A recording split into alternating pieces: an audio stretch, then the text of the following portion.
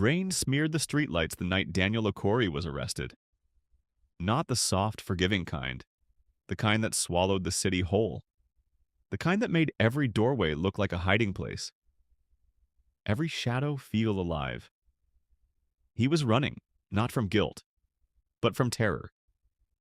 A scream tore through the air. Glass exploded somewhere behind him, and before he could even turn, metal clamped onto his arms, handcuffs. Cold, final. Tonight. You are about to hear a story of love, betrayal, power, and a single lie, Nastis, that stole 15 years from an innocent man. Stay with me. Daniel rounded the corner and froze. A crowd stood in a circle. At its center, a man lay twisted on the pavement. Blood crept across the concrete, sliding into the rainwater. Daniel took one step forward. That was all it took. "Hey, don't move!" was all he heard. A body slammed him against a squad car. Pain shot through his chest. Steel bit into his wrists. "I didn't touch him," Daniel shouted. "I just heard someone scream." Sirens swallowed his words. Blue and red lights washed over terrified faces. No one listened. They never do. 24 hours earlier, Daniel's life was good. He was a junior architect who just got promoted at his firm. He was now part of the big league in his industry, a diamond ring heavy in his pocket. Tonight he planned to kneel, to propose, to begin forever with the love of his life, Maya Brooks, the woman who had marched beside him years ago, shouting through megaphones, standing between bulldozers and families about to lose their homes. That fire in her chest was what made him fall in love. Now, he sat behind bars, concrete walls, rust in the air, hope leaking out with every breath. Maya arrived after midnight. Rain clung to her hair. Her eyes searched his through the glass. "Danny." The word cracked. "Thank God you're here," he whispered. "Call a lawyer. You know I didn't do this." She nodded, but it was slow. Too slow. She said the police had footage. Blurry, distant, a hooded figure running near the scene. "I live near that street," Daniel said. Then she spoke the name. Marcus Hale. Daniel's stomach tightened. A billionaire developer. The same man Daniel had publicly accused of illegal evictions. Then Daniel noticed her coat. Tailored, expensive, nothing like the clothes she usually wore. The kind Marcus Hale wore. "Why are you wearing his coat?" Daniel asked quietly. Her eyes flicked away. "He gave it to me for consulting work." Daniel's throat dried. "You were working for him?" Silence answered. The city didn't want truth. It wanted closure. A dead tycoon. A poor district.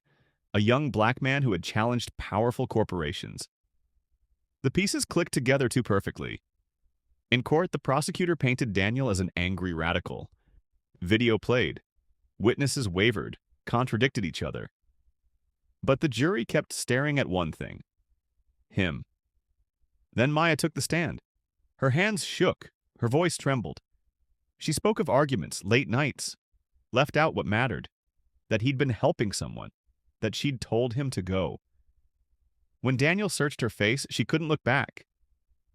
3 days later, the jury returned. "Guilty." The word cracked through the room like a rifle shot.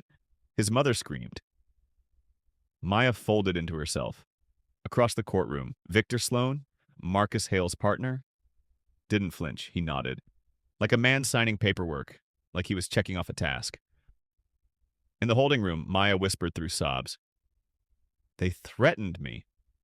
"Sloan," she said. "He said my family would lose everything." Daniel swallowed. "They gave me life." Prison doesn't steal time. It grinds it away. 5 years hardened Daniel. 10 years taught him silence. He sketched homes on scrap paper, taught inmates to read blueprints. Although any dream of becoming great was long buried outside, Victor Sloan multiplied his fortune. The eviction projects bulldozed forward.